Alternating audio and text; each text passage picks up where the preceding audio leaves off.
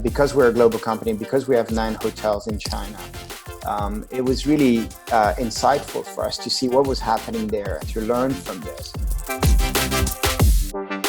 I think this is a huge opportunity for the travel industry at large to make great strides into sustainable travel. In the hospitality space, experiences have become the new currency of luxury.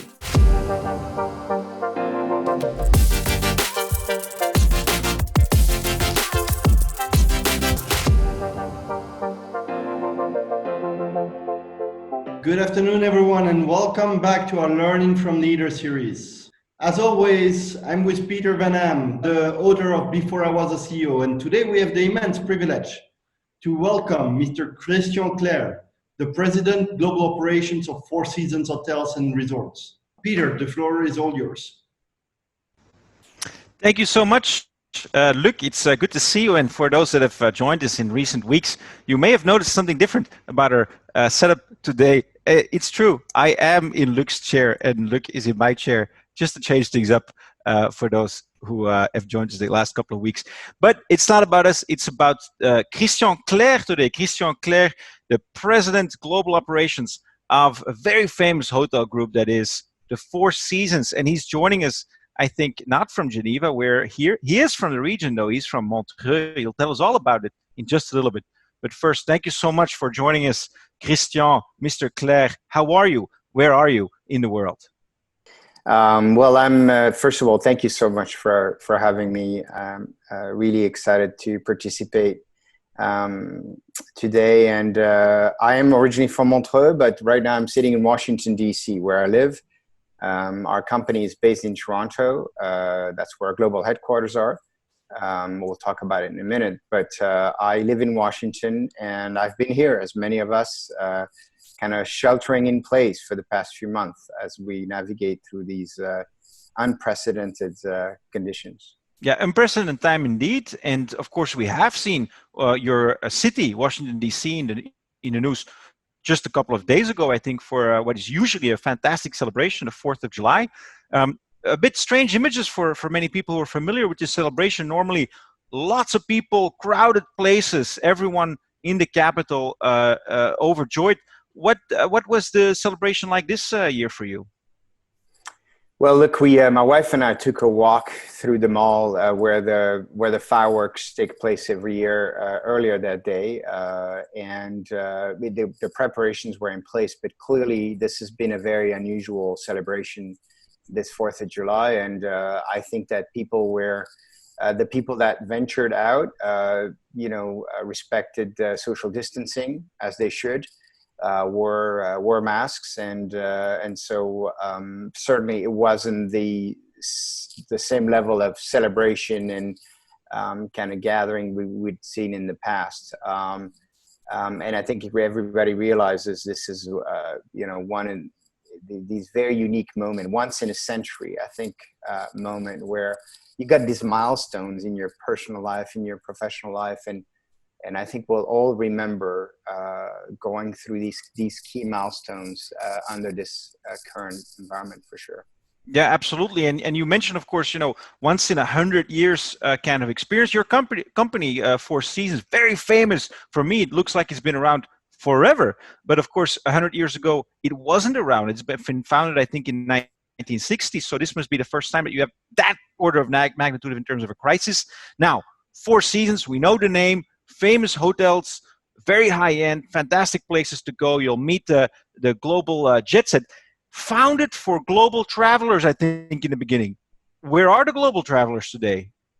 Well, many of them are like us. They are just waiting for things to settle and really trying to figure out what does travel look like in the short term, right? I'm happy to say that about 50% of our hotels have reopened now and are operating, but clearly what we're seeing is much more regional travel. And we're not seeing the long haul international travel. As a matter of fact, as you know, things keep changing every day.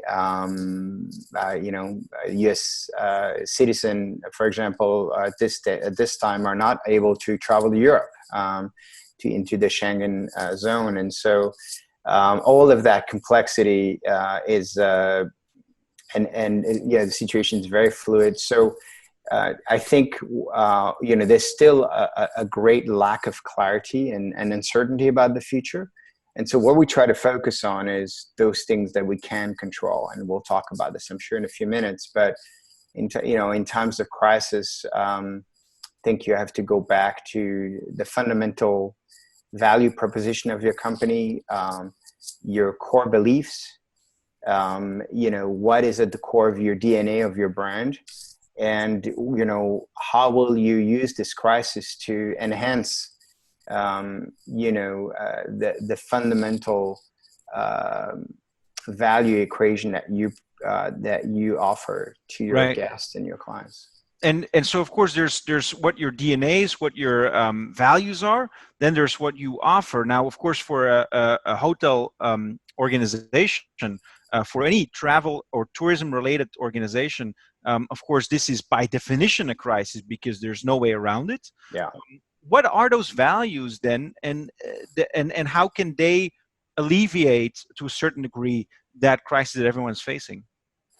Well, I think Four Seasons is a brand based on trust, first and foremost. And trust is what we value the most from our partners, our guests, our clients. And so, it's really about the definition of trust, right? I think in this current environment, trust is a very fundamental trust in the brand. It's about, health and safety and hygiene.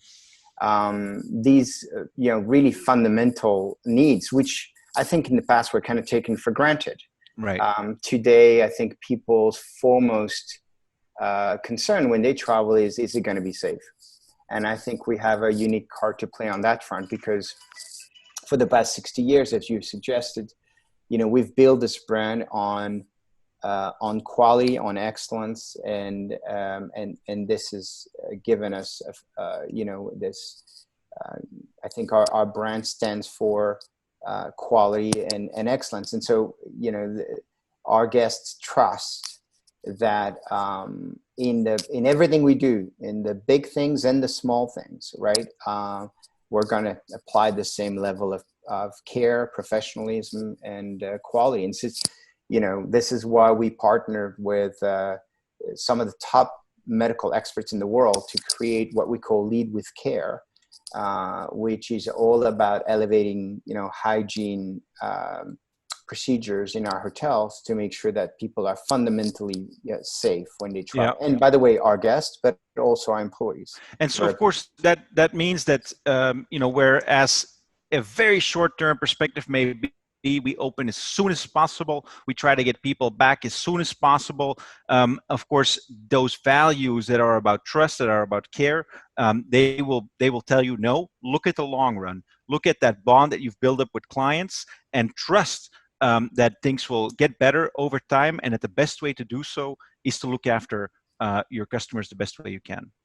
Yeah, I think, you have to be transparent, right? And we have a responsibility to our employees and our guests to create environments that are as safe as possible. So, for us, it's not about just reopening these hotels and just going back to business as usual. We've created very rigorous health and hygiene and safety procedures from the moment you arrive at the hotel. But frankly, we communicate with our guests before when they book, and we want them to be safe on their journey as well. So we provide really guidance around, making sure that you get to our hotel in as safe as possible way. And then certainly when you arrive at our hotel, we want you to have a great stay. The quality and excellence of the service, the attention to detail has to be in keeping with what you'd expect from Four Seasons. But first and foremost, we want you to know that you're safe. And so everything we do is geared towards it. So from the moment you arrive at the hotel, we're going to take your temperature, and we're going to make sure that it is safe for you to enter and for other guests.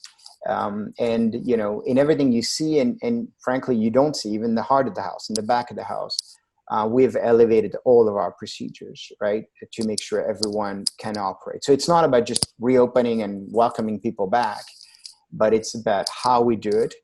And look, we're on this journey. This is not going to be smooth. We're going to have, we're seeing it around the world. Different parts of the world are reopening at different pace. We take 2 steps forwards and then we take a step back, and so we have to adjust, and we have to provide a consistent approach in all of our hotels, regardless of the environment, to make sure our guests are safe. Christian, very briefly before we move on to of course the topic we're all here for, which is your career and all the steps that you've had to take. Global brand, 4 seasons, present in all the continents, I suppose, except Antarctica. Quite a few hotels also in China, in Asian markets, that actually have come back rather well in terms of economic activity, in terms of beating the virus. What are the situations? Where are the situation best? Like if you look at your places in Guangzhou or in Beijing or in Shanghai, is it? Are you back there, or are people traveling again? Yes, China has reopened for business, and we're seeing a lot of, obviously, regional and local travel.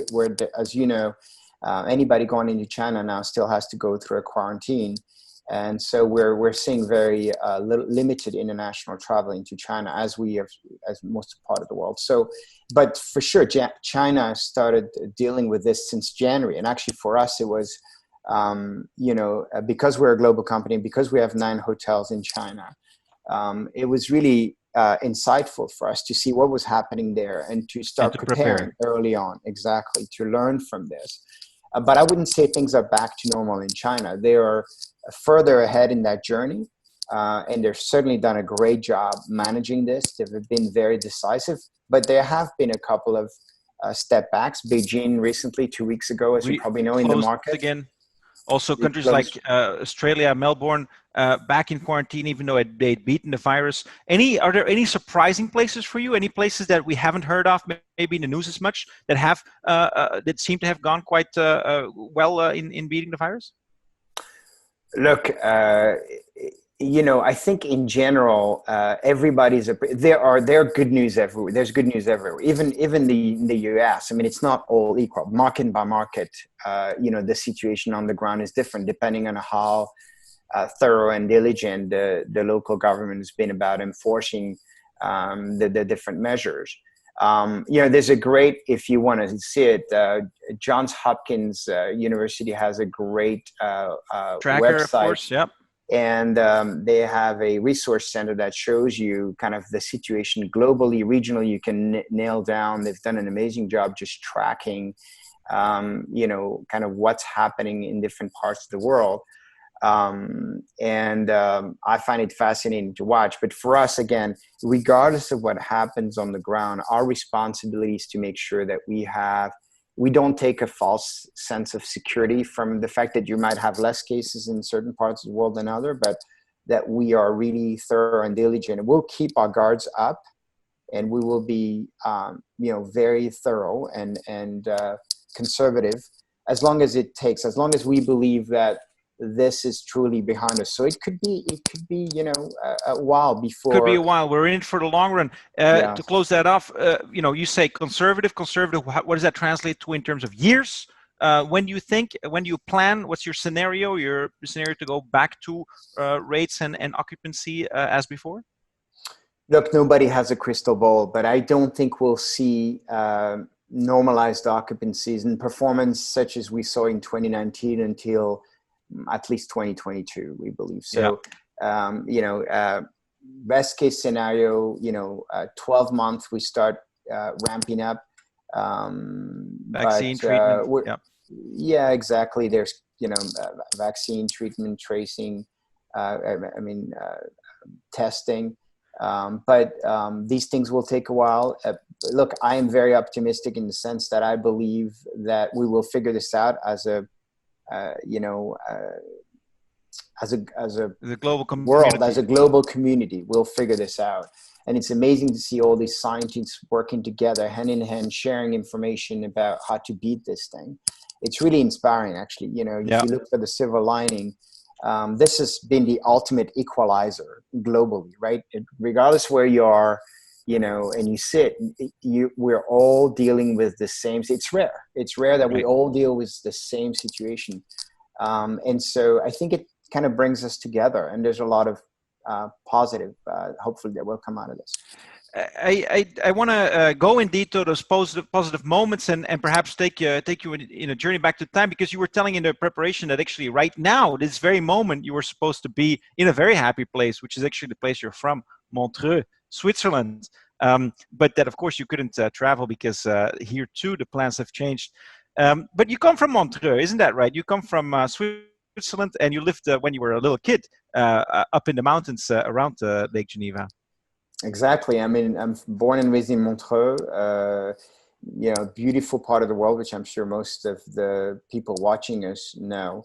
And this is really how I was introduced to hospitality. You know, and to this day, I go back every year. My parents still live there. My best friends are in Montreux, and I stay in touch with them. And I love going back. Normally, we have this ritual. We go back as a family every year, and we always do it around the Montreal Jazz Festival. I'm on the board of the Jazz Festival, and it's been just a great, you know, it's always a great experience. Right. But this year, you know, we have the silent shores. There's no concert, there's no music. I'm still hoping to be able to visit in August, still working through the details. But yeah, it's a part of the world I love, and I'm very proud to be Swiss. No, absolutely, and of course, being Swiss, you're really a mountain man, aren't you? You lived a couple of 100 meters above, I think, Montreal. You told me, and actually, it was your getaway to go to the city, and that's where you picked up your love for hospitality, because actually, it was a way for you to spend time in the city with the excuse, "I'll stay at the restaurant of a friend of mine, and maybe I'll help out here and there in order to earn my place to stay over with my friend." Yeah, that's right. I mean, I grew up in Chambly, which is, for those of you who know, is on the way up the mountains, about 700 meters above the lake, beautiful views. And as a kid, when you live, up, in the mountain like that, you feel isolated because you have no way to moving around. So one of my best friends had a restaurant in Montreux called La Rouvenat, an Italian restaurant. And so I would go down, our parents would get together, and then I'd find an excuse. I wanted to sleep over at his house so we could go out. I didn't have to go back up the mountain. Anyway, so by doing so, his family rule was that he couldn't leave the restaurant until the service was finished for the evening. And so instead of just waiting there, I would help. And so by the age of 12, I could do every job in the restaurant, front, back, bar, pizzeria, cold kitchen, hot kitchen, stewarding, dishware, everything. And I loved it. I really loved the energy. And when I was working the room as a server, I would get tipped.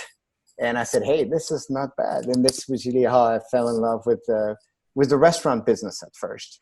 And then of course, the question is it going to be a passing passion, or is it going to be that stays with you? And you have, of course, hit that point when you were probably in your early 20s, and you have to decide, am I actually going to continue to work in restaurants, hotels, etc., or am I going to go a different direction? You went to study for a restaurant. Your father said, okay, that's fine. If you really mean it, then go for the best school, learn how to be a pro in hospitality.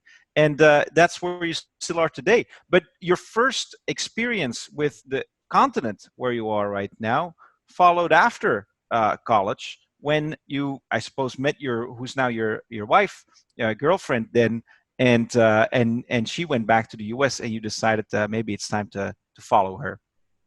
That's right. So yeah, I around the age of 17, I was finishing high school. I went thinking about going to the army, and I was thinking about becoming a restaurateur. I love the restaurant business. And my father said, look, there's very little money. The margins are very small in restaurants. He was right. If you're going to do that, go to a business school or go to a hotel school. So I went to Lausanne, École Hôtelière de Lausanne, and did that. And while I was in school, I met my wife today. This was Early 90s. Yeah, it was almost 30 years ago. And we've been married 26 years in July, actually, this month. But yeah, when I graduated from Lausanne, I had a number of opportunities to go work for some of the big group, Hilton at the time. Trust House Forte was a hotel group that was offering kind of these, management programs around the world. Traineeship, as they call it. Yep. That's right. And I turned that down to come to the US with no papers, no job. I wouldn't recommend this to anyone who's listening to us right now, but it was really, I followed my heart, and, it worked out at the end. But I arrived in 92 in the US, very exciting time. It was an election year, as you remember. Bill Clinton won in November, took over in January of 93. And it was just kind of a new chapter in the US. It was a great time to arrive here and to be exposed to this country. A lot of growth also. And so it actually worked out for you. It was a gamble, but you got a job in it. And it was sort of a happy ending, at least for a couple of years. That's right. And we got married in 94. And then, returned back to Europe. We both decided to come back to Europe. And as young and very two passionate people, we followed our heart again. Meg was pregnant. We had a honeymoon baby, believe it or not. And we went back to Europe again with no real assignment. I had no job. It was just going back. We knew we wanted to be in Europe, and we ended up working in Italy and Paris and Rome in the hotel business. So at that time, I was more interested in learning than I was in titles, right? What was really important to me is, what was I going to get out of this role, and less what title was I going to have. I wasn't concerned about that, because remember, I was still thinking about being an entrepreneur. I never thought I would be in a company for this long and go up the ranks and be president. So I was more interested in learning and really having experiences, sometimes outside of my comfort zone, right, which would really teach me something. And that's how I acquired, I think, the general skill set that I required in order to move forward, and it still served me today well. I mean, of course, you were able to gather those experiences. You say, you were in Washington, D.C., you were in Rome, you see a bit of the world, and then the time comes that you say, you know what, maybe I should try and go to a new place, a big brand, a new adventure, and that then was Euro Disney. I mean, we all know it now, and many of us grew up with it as it being a fact on the ground, but it actually started when you joined in 1997 or something like that, 96. Yeah, it was actually 95, and Disney was it was open, but it was just starting. It was still in the red, and Philippe Bourguignon had just arrived. He's the leader who's credited with bringing the company into the black. From the red, that is, because of course it starts. People are very excited. Disney, big success in Florida. But in Europe, it wasn't that much of a known factor, at least not as a destination place, as a resort. And then they chose a place at the Marne River, 90 kilometers from Paris or so, 60 kilometers from Paris. Not really something that worked straight away. So it was really a learning experience.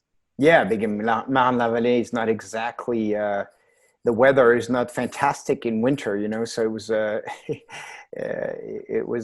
challenge, but phenomenal job, phenomenal experience, great company, learned so much. Not a hospitality, not a hotel company, an entertainment company, but everything they do is with a level of professionalism that's remarkable. And it was there was a great experience for me to work at in Paris, but of what's course, called Disneyland Paris. Yeah. Because of you say you learn early on in your career, you gather experiences, you see what you like, you also see what you don't like. That's an important part of that learning process. And one of those things that you didn't realize is, I'm really at heart a hotel man. Like, I really enjoy hotels that take their pride in being the absolute best in hospitality, and then not for whom it is sort of a side business. And that's, of course, a lesson that you then learn at a company like Disney. Yeah, two important things. I think you get, the more you kind of go beyond your comfort zone, the more you get to realize that the things you enjoy are very valuable and reinforce, your belief. But also it's important to know things that you don't like to do. They don't make you happy. You're not stimulated, or maybe you're just not good at them. And you don't know until you try them. Same thing with leadership, by the way. The more you move around, the more you experience leadership, good and bad, and you can learn from both. I've learned from the worst bosses things that I would never want to do and replicate to my own team, to my own people. Right. I've learned to analyze, why does this person make me feel that way? What is And it then, that of they course, do? it And then applied decide, another way. listen, I never want anybody that works for me or with me to feel that way, and to learn from that. Same thing with experiences. So, I think that having that cross exposure is so important, because it does help you kind of narrow down what makes you happy and what you're passionate Because we're all looking at early on in our careers, and you have to learn what is my professional place and what's the right balance between having a great title or being satisfied from the work you do. And I don't want to leave this chapter without mentioning this one thing, because it did crystallize, you say, in one particular moment where all Disney employees are meant to, of course, every once in a while, that's what Disney is about, dress up as one of the Disney characters. Is it Mickey Mouse? Is it Donald Duck? And of course, you had to do that too every once in a while. And you realized at one of those times you were sitting there, what was it, a Donald Duck or so, you said, this is not who I am. This is not where I get my professional satisfaction from. Yeah, I mean, again, it was a phenomenal experience. I think you will have these moments where you say, maybe this is the end of the road for this chapter, and you want to move on to something. As I think what Disney did for me, it really confirmed the fact that I wanted to work in the hotel field. That was my passion, as opposed to a broader areas of opportunities in entertainment or park services. And that's why I decided to move back to the States and really focus my career on being a hotelier. Yeah, and you said that you met someone there. You're now back in DC, and you met someone there. You said that had a really big impact on you as a mentor. Somebody who showed with his class and elegance. I think his name was Hans Bruland, who worked in one of those boutique hotels where you ended up. And you said, that was something that I really learned from this man, is to how to behave, how to present myself, how to treat clients. Really, the human aspect of the job.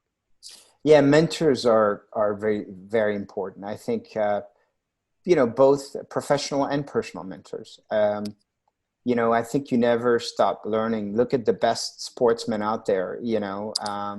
Sportsmen and women out there.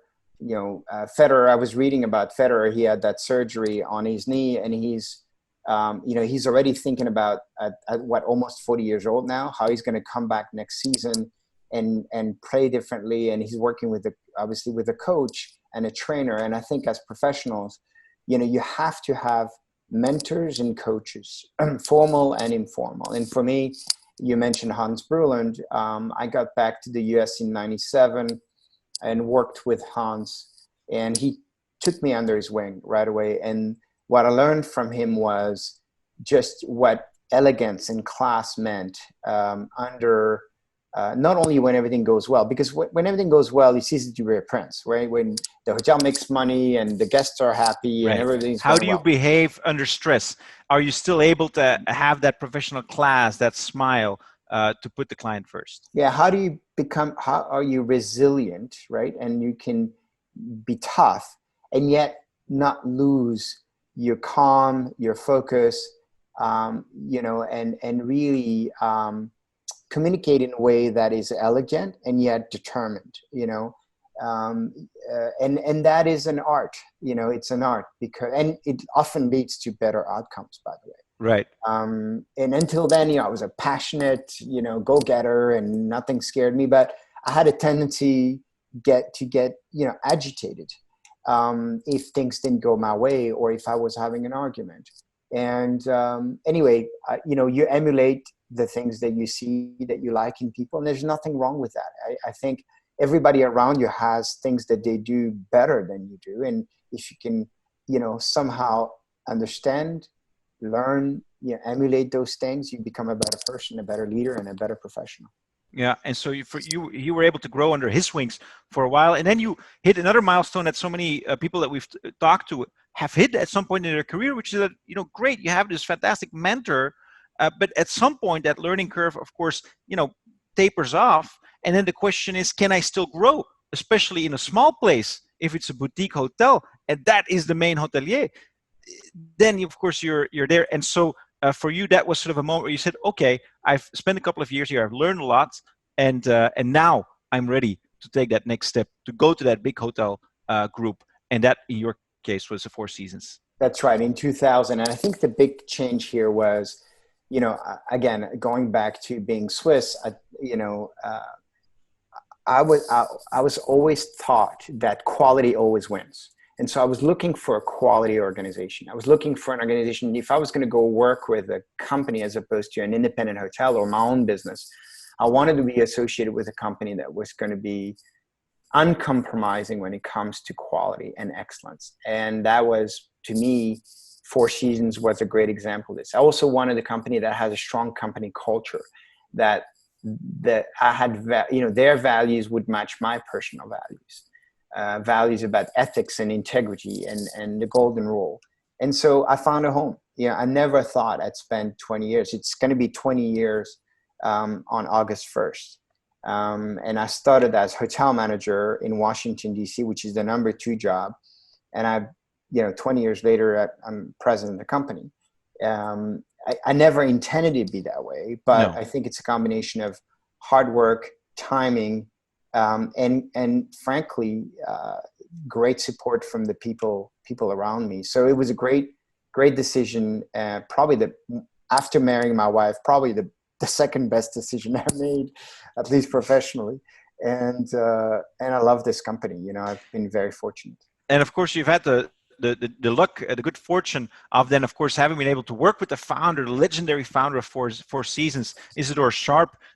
You say he's the last legend with the necessary sense of drama, the last legend in the hotel business. And he was still the CEO when you started, so you're able to learn from him too. Now, people are asking too on our chat, and that's actually a chapter that comes next in your career. You were in DC, you were transferred then to the Mexico office, I think, or actually to start almost the Mexico outlet, start a resort.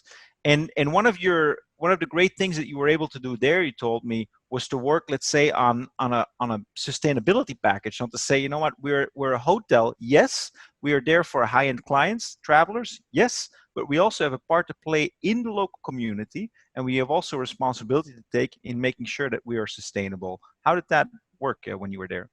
Look, you know, CSR, ESG today has become a fundamental part of any company. But, I think for me, it was very, very personal. It was about, making sure that, as we developed this high-end resort on the west coast of Mexico in Punta Mita, which is about 45 minutes north of Puerto Vallarta, about 60 kilometers, that we did it in a way that was respectful of the environment, that we integrated the resort into the natural beauty and landscape of the place, that we protected, the natural environment, but also that we were a good citizen and that we would provide great jobs to these employees that were joining the hotel and the brand. And so we took some very concrete steps. For example, when we got there, the hotels only hired staff seasonally. So they would hire everybody at the beginning of the season, which there is October, and let everybody go in March or April. We made the choice early on to give full-time jobs to everybody. And that was a huge, and we did it for 2 reasons. One, if we felt it was important to retain, it was an important competitive advantage to attract and retain the best talent locally. And the second reason is because we felt it was the right thing to do. And so after that, it really was like it started a movement where every hotel had to adjust and start hiring people full time, which means that when people get hired full time, they can get credit, they can buy a house, they can buy a car. It's a whole new, dimension of their personal success. Right. And so this is a small example, but we took decisions like that along the way that really established us as the best employer in the and that area. pays off, of course, in the long run, because Always. you're going to be known as a good employer. You're going to be known also with the clients, with the customers. After a while, they also start to demand that you do well on ESG. You call it environmental, social, and governance metrics, and of course, we see that now, don't we? And then you have that competitive advantage too. It's a question that was actually asked by Vita McKenzie, and she also asked that going forward, because of course it remains a challenge. And if we look at now, we say, the negative aspects of the COVID crisis we all know. Some people are saying, you know what, if there's one silver lining of COVID, it's the fact that the environment actually got a breathing space.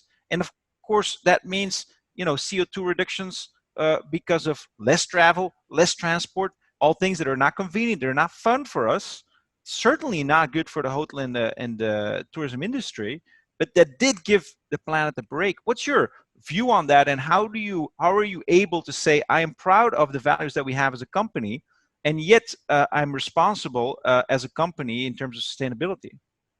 Yeah, I mean, I think this is a huge opportunity for the travel industry at large to make great strides into sustainable travel.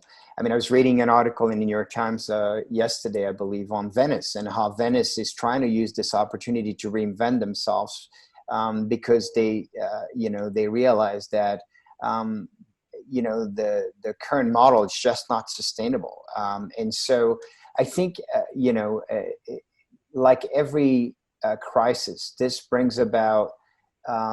Will continue to bring about opportunities to go beyond what we already do, which is focus on environmental impact, carbon footprint, corporate social responsibility that we just talked about, but really think through carefully what the impact of tourism is, both how we enhance the positive of travel, because again, there's so much right. that's great about travel. But it brings the world together, and it ensures that it's an incredible source of employment for globally. So I think there's so many positives, but balancing that with what you just brought up is critical. Yeah, and not easy, of course. And somebody, of course, as you say, you're a person of values, you're a company of values, and of course, you're looking at these two impacts that are pointing a little bit, it seems, in reverse directions, right? Because you can't have it both ways,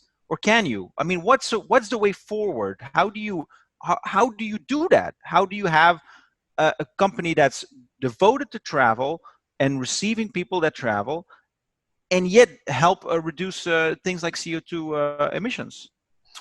Again, I think it's committing to ensuring that you maximize, the science and technology to ensure that everything you do, from the way you build, the biggest impact on the environment from a hotel, any building, is actually the MEP, and how you build the efficiencies around energy. The energy efficiency of the building itself. That's the huge factor. All the way down to the materials that you use to build the hotel. Yeah, right? And of course there's innovations, and you focus on that. Tremendous innovation, tremendous, and we work with the best experts in the world to ensure that the new buildings are not only great aesthetically and visually pleasing and amazing design, but that fundamentally, right, they use the latest and greatest technology to ensure that we are respectful of the environment and the impact we have. Yep. And so that's where we spend a lot of time. And then there's all these other dimensions we've talked about, including, frankly, the impact you have on the local communities. I mean, some of our hotels are very, very remote. In a way, in an urban environment, it's a lot simpler because there is the rule book is created, but when you open in places like Bora Bora, the Maldives, the Seychelles, right, where in some cases you're the larger employer on the island, or you might be the only major, tremendous opportunity for impact. Complexity to a different level. there. And of course, you get the structural impact, but you also have the human impact. You talked about it. And that's something that you learn in the last phase of your career, which is really how do I lead, let's say, with emotional intelligence? How do I lead people? How do I do HR right? What are some of the key learnings that you have from those last, let's say, 10 years in which you focused your career more on that human element of leadership? Yes, so we've done a lot of studies. There's actually a Harvard Business Review piece that came out that you can find online on emotional intelligence and the importance of emotional intelligence in leadership and especially in the hospitality industry. And, notions such as authenticity, if you think about, leaders who show authenticity in their leadership style have a very, very impactful, very powerful following. What does that mean in practice? So you're now, of course, one of those people who does that, who communicates to its people. Yeah. What do you say? You just had a major crisis. You have to send out emails. You have to do a video conference with your employees. What do you tell them? Well, that's a great example. I think it starts with being honest and being transparent and admitting when you don't know something or admitting when there's a lack of clarity. In this situation, for example, hope and not optimism, but hope is really what you're trying to instill. Because if you start saying that everything is great, don't worry, it's going to be fine. People know everything is not great right now. People realize that things are hard. People realize there's so much uncertainty. So I think to be very honest about those things that we know, the things that we don't know, and what we're doing about it creates trust, back to the trust factor, right? And in our business, we're a people business, right? When you go to our hotels, what you will remember is not the interior design and the room and the bed. It will be the people you interacted with that provided this great sense of, this service that's intuitive. So, for us, we want our employees to feel empowered. We want them to feel confident going out there. And in order for them to be really motivated, they need to feel a strong connection with their leadership, of the company. And, I think the best way to achieve that is to have a clear vision, to be coherent in your, in your strategies with your vision, with your global vision for your brand. And then to equip your team with the right tools so they can do their job, to empower them, and to make sure that they feel empowered and trusted. And right. So for me, the big,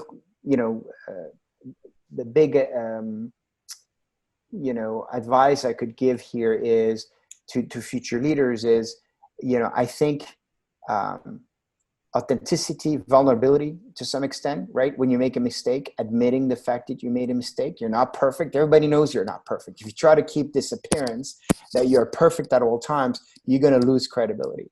And so that's what being authentic means, being vulnerable to some extent. And that goes back to the emotional intelligence piece. People today don't want to be just a number. Yeah, they don't want to be managed. They want to be inspired. They want to be inspired. And it's People one of the things don't want to be managed. They want to be inspired. You said, one of the ways that we stand out as a company, the way we receive our clients and our customers is when you ask us a question, we won't have that prepared answer that, you often get the feeling you get in many other places. No, we will listen to what you say. We will take it in, and then we will answer. That's the authenticity that you show when it comes to customers. Yeah, that's how it comes together in the service delivery. Yeah. In a service delivery. Christian, I want to give a chance also to a couple of students to ask questions, of course, and perhaps a good one to bring in first is Mia. Mia, who's from Turkmenistan, but who's currently in Frankfurt in Germany. And Mia, I think you had a question about what we were talking about. What are those success elements in the industry, right? Yeah. Thank you so much for the great speech, Mr. Clerc. So my question is, in your opinion, what are the fundamental elements in luxury hotel industry? Like you were talking about it in the beginning. Yeah. Thank you for your question.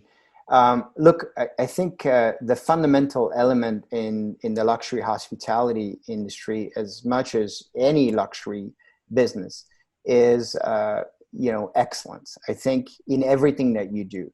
And in our business, in the hospitality space, experiences have become the new currency of luxury, more than the design,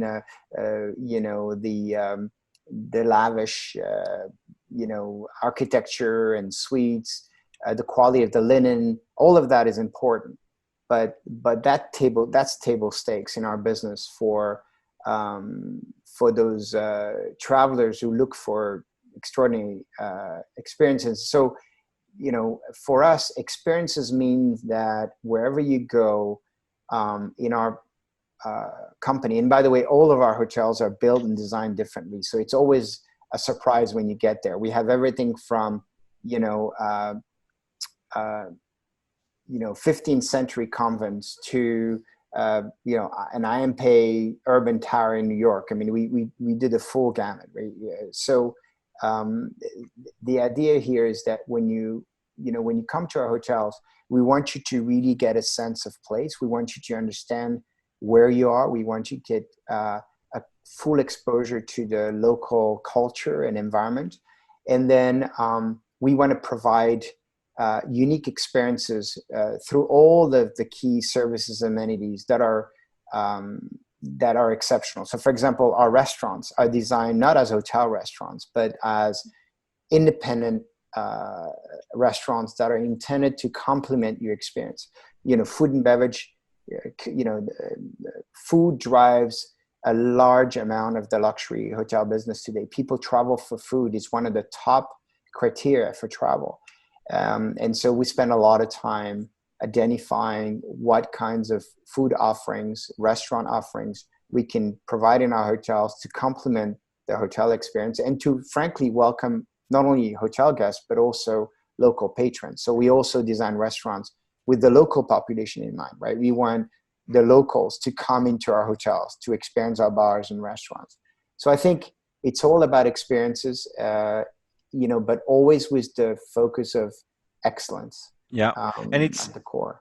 And so that's what you do. And for those who've been fortunate enough to be able to experience one of those stays at the Four Seasons, or at least one of those restaurants, as for example, the iconic one in New York, we do associate Four Seasons with that, with an excellent experience. And you can't dissociate the physical experience, of course, from the brand. So one of the questions that we get online from Katina is, and she's from Thailand, and she says, what she's been surprised by is sort of the innovative and adaptive approach that you've taken to COVID by offering, for example, at-home products and private home experience.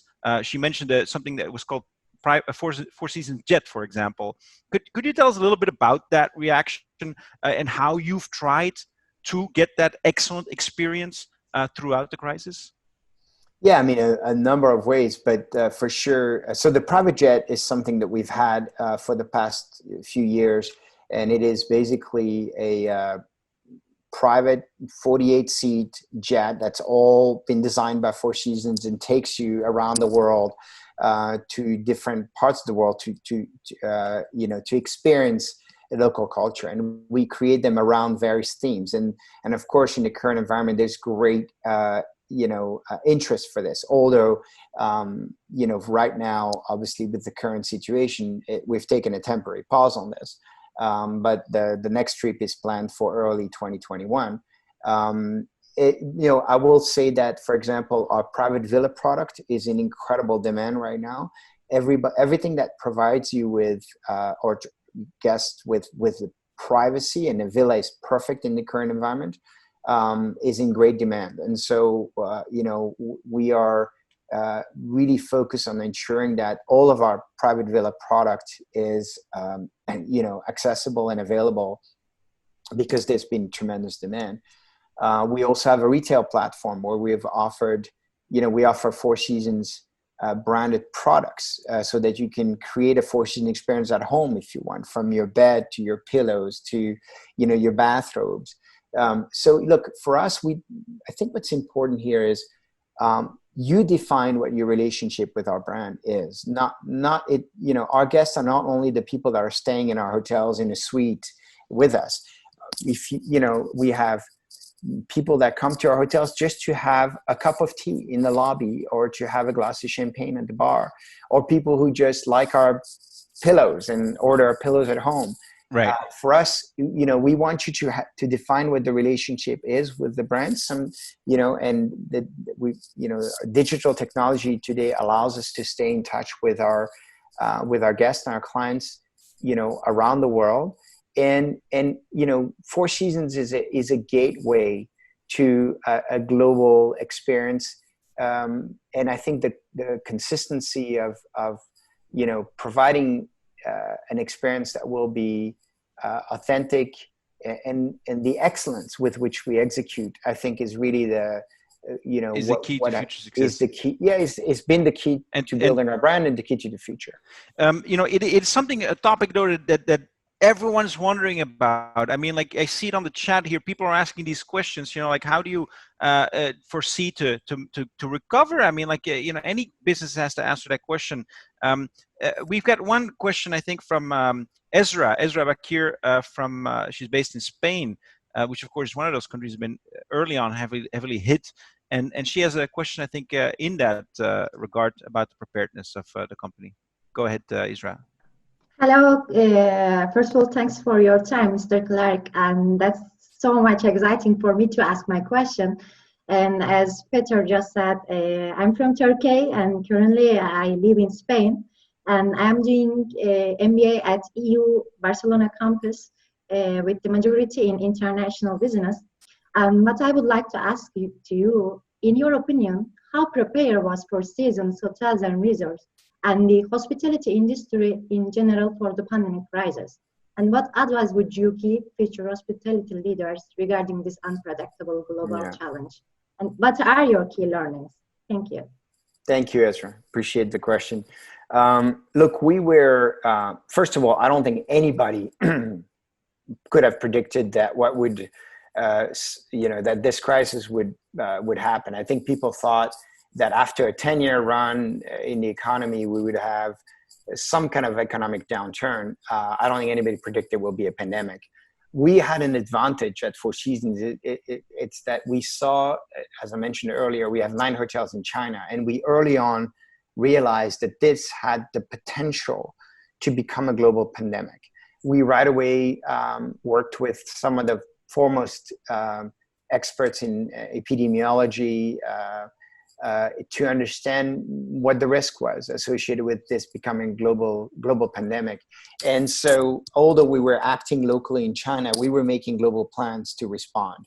And so I think we had a step ahead, but it was still very much reacting to what was happening in China. And we've put together what I think is a very thorough plan to reopen our hotel and provide you know, guidance to our hotels to operate in a safe manner, to the, you know, safest possible way. I think the big learnings here are, and I think one of the areas that helped us, I think that what's required right now is, in leadership in general and in every organization, is first of all, a great flexibility, adaptability. You know, this is moving so fast and there's so much happening that it requires the agility to be able to continue to shift your approach, right? It's not, you set a strategy, but as you execute, things keep changing.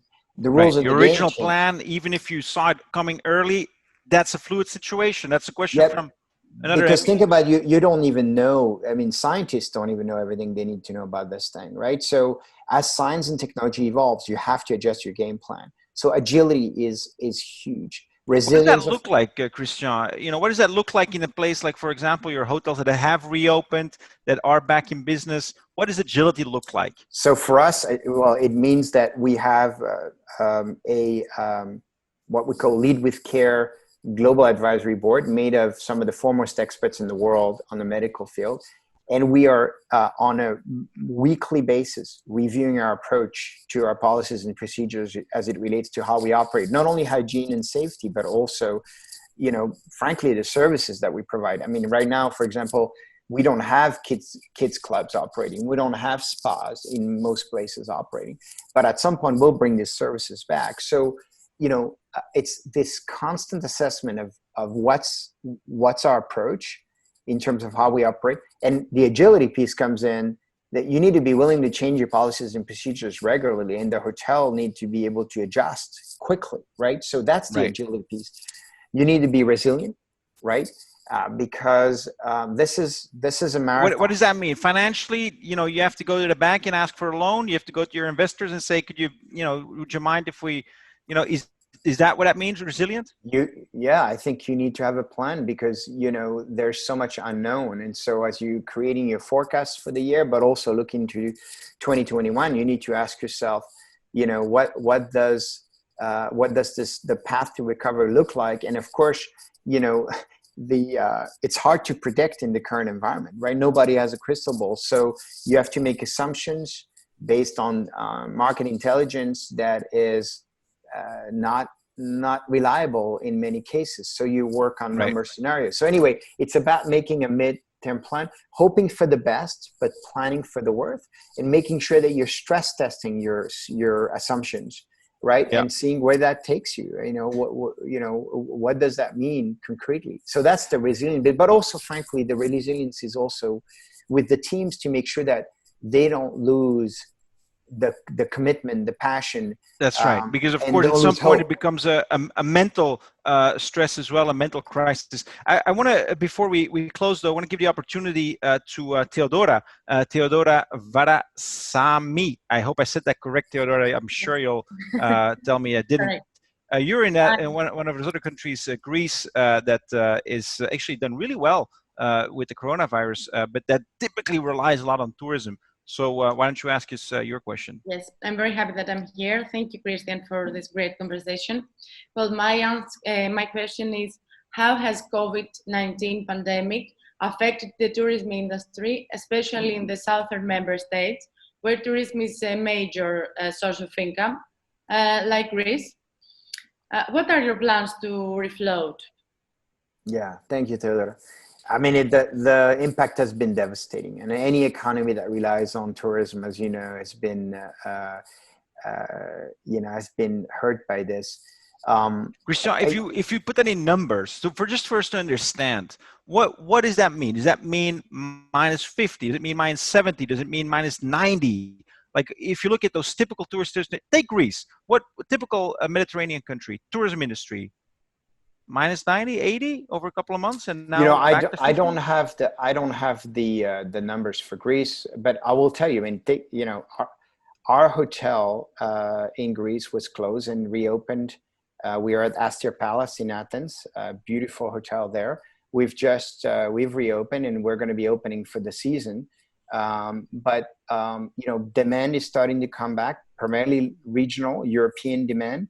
As you know, the European community has restrictions on who can come in, and that has had an impact on all the hotels. But think about it. I mean, for the better part of the past 3 to 4 months, things were closed. Simple. Things were closed. That means minus 100% over those 3 months. Not hard. Then you take that, and then you take an assumption of a ramp up that takes you between now and the end of the year to call it 50% of the business you had last year, right? Between now and the end of the year. That's devastating, right? And so, I mean, that's an order of magnitude for you. Yeah, no, absolutely. Christian, I have to say, if I look at the Q&A, it lights up like a Christmas tree. So many questions for you today. We are ending, nearing the end of our conversation. So perhaps just to close, you said, don't be optimistic, but be hopeful. Yes. What's your message of hope that you could bring perhaps to these students, and perhaps also for themselves, because they're of course starting to start their careers. How should they go about these next couple of months and years? Yeah.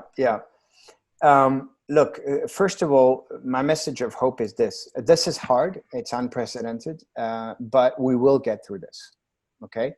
And the world economy will be back on its feet. And regardless, what sector of the economy you're looking to join, this also, as every crisis, creates incredible opportunities. And so, to me, the best place to be right now in this time is in school, is learning, So I think your timing is fantastic. And for those of you who are looking for an internship or looking for a first job, I know it's hard, but the fact that you are still in school or still learning or continuous learning, I think it's phenomenal. And